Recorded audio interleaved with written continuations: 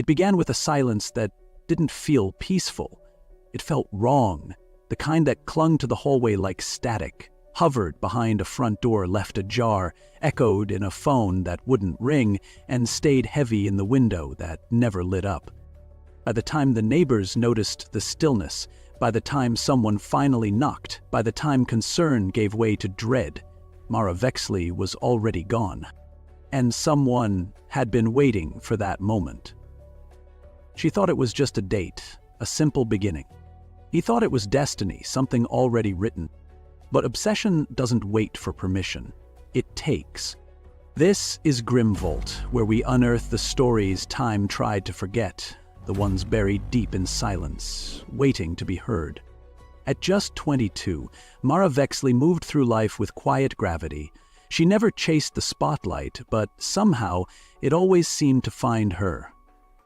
People noticed her without quite knowing why. Maybe it was the way she carried herself, or the calm that radiated from her without effort, like she had nothing to prove but everything to offer. She had just landed the job she used to dream about, the one she once doodled in her middle school notebooks, cosmetic consultant at Albrecht & Rowe, a cathedral of luxury nestled in the heart of Briarhurst. To Mara, beauty wasn't just about lipstick or creams. It was about transformation, about helping people feel confident, powerful, and seen. Her best friend, Elise Morgan, called her the quiet storm, and when asked why, she said she didn't know how magnetic she was. She'd walk into a room and the air would shift, but she never tried to make it happen. That was Mara. Shy, but unforgettable. She had just moved from her sleepy hometown of Ravenshead to a cozy flat in East Harlow, sharing the space with 2 co-workers from the store. She called her mom nearly every night, kept a full calendar, carried an energy that felt unstoppable, and for the first time, she was truly thriving. By day, she offered perfume samples and luxury creams to shoppers in search of indulgence. By night, she laughed with her roommates under city lights, dreaming out loud about raises, romances, and what might come next. Then came a man she barely noticed at first, a silent shadow in uniform, always near the perfume floor. He said his name was Viktor Savich. He spoke softly, watched closely. He was former military, from a country Mara had never even Googled. He worked security at the store, older, polished. Quiet in a way that made you lean in, until it made you recoil. Something about him felt too still, too observant, like he was always waiting for a cue to move. He started hovering near her counter more than was necessary. At first, he was friendly, a little too friendly. Then he asked her out, and she was flattered, not because she was interested, but because the attention was unexpected. He told her she looked like art, said she moved like music. She didn't believe it, but it was still nice to hear. They grabbed coffee once, then again. 3 weeks passed, and that's all it took. What started as kindness began to shift, first quietly, then sharply. The messages came constantly, the compliments hardened into expectations, and his presence began to feel less charming and more suffocating. And if something about this moment feels familiar to you, if your gut is tightening right now, know that you are not alone. Stories like Mara's don't just happen, they are ignored, dismissed, and repeated until someone finally listens. If you believe these voices deserve to be heard, subscribe to Grim Vault.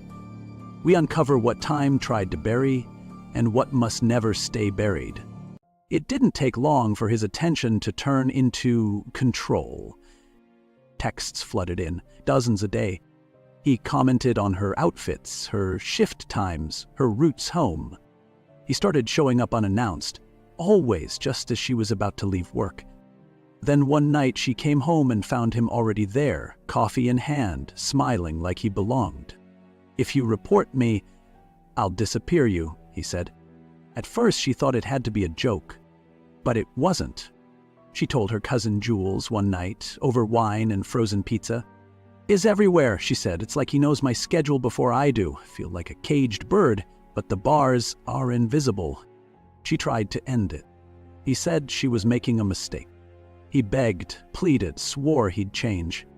She blocked his number. But obsession doesn't respect boundaries. He kept showing up, not just at work and not just by chance. He began treating her doorstep like an invitation. Closer, bolder, with every visit. It was control disguised as devotion. After a short trip overseas, he returned with a demand. Meet me at the airport.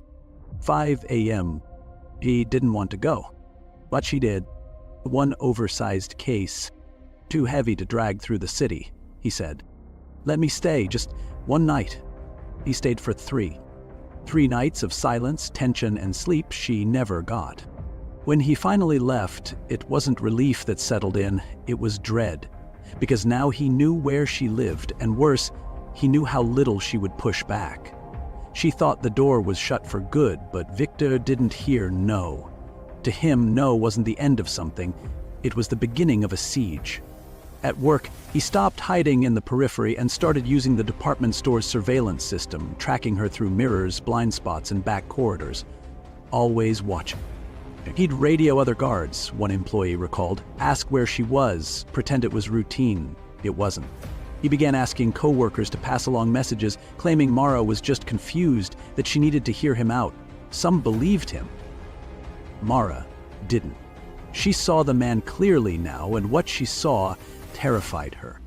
One night, she lingered at her counter longer than usual, reorganizing samples, maybe hoping he would be gone when she finally stepped outside, but he was already there, waiting, still and silent outside the staff exit, hidden by the dark. The bag he had brought back from the airport, the one he said was too heavy to carry, he had never taken it home. She didn't hear him at first, only a breath, a subtle shift in the air, a shape behind her that didn't belong, and then a hand, cold and deliberate, resting on her shoulder, her body locked. Her instincts screamed. She turned and there he was, Victor Savage. Smiling like this was a scene from a romantic comedy instead of a nightmare. I love you, he whispered. And I know you love me too. Mara froze. No, Victor, she said. I don't. I never did. His voice dropped.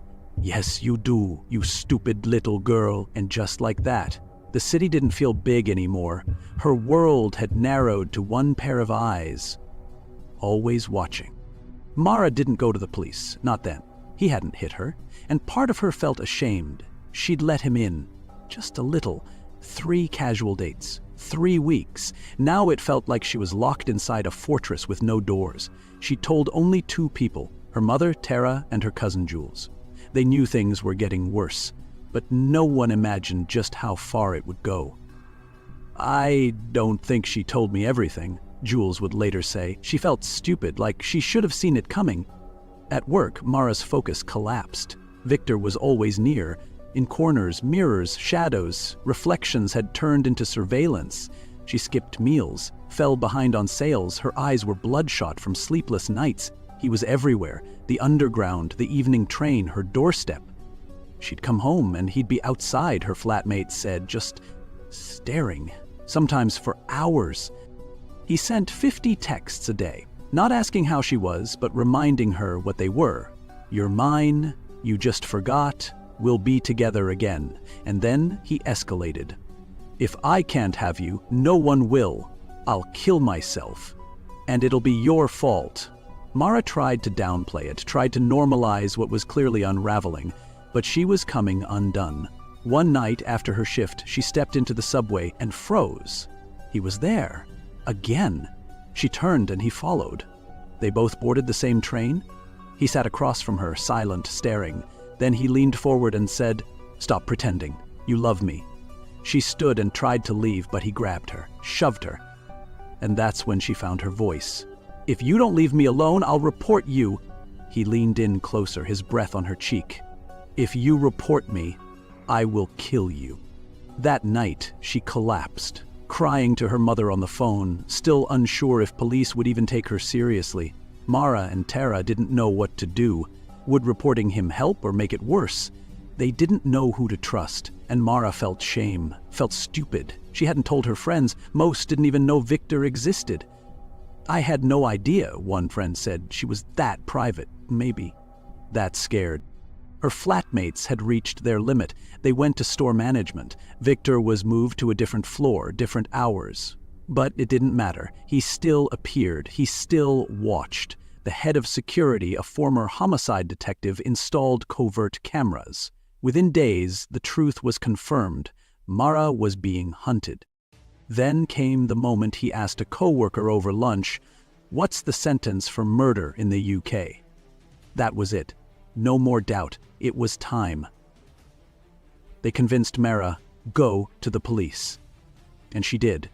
She told them everything, the threats, the stalking, the endless texts, the way he hovered, followed, cornered her. Victor Savage was arrested at work, right in front of Mara, 2 officers. No struggle, no words, just a look and a smile. "She called me crying," Tara later said. Even then, she felt guilty, like she'd done something wrong. He was charged, given a restraining order, told to stay away. But the system let him walk. 4 days later, he was back, standing outside Mara's new flat in South Briarhurst, smiling. The police were called, he vanished. Days later, he returned again. This time, Mara rode with the officers until she spotted him on a side street. He was arrested again, and again, he smiled. This time, he was charged with making threats to kill, but even then he was granted bail. Again. Only this time, he didn't wait around. He fled the UK. While Mara tried to heal, Victor disappeared. This time to Romania. There, he trained at a private shooting facility,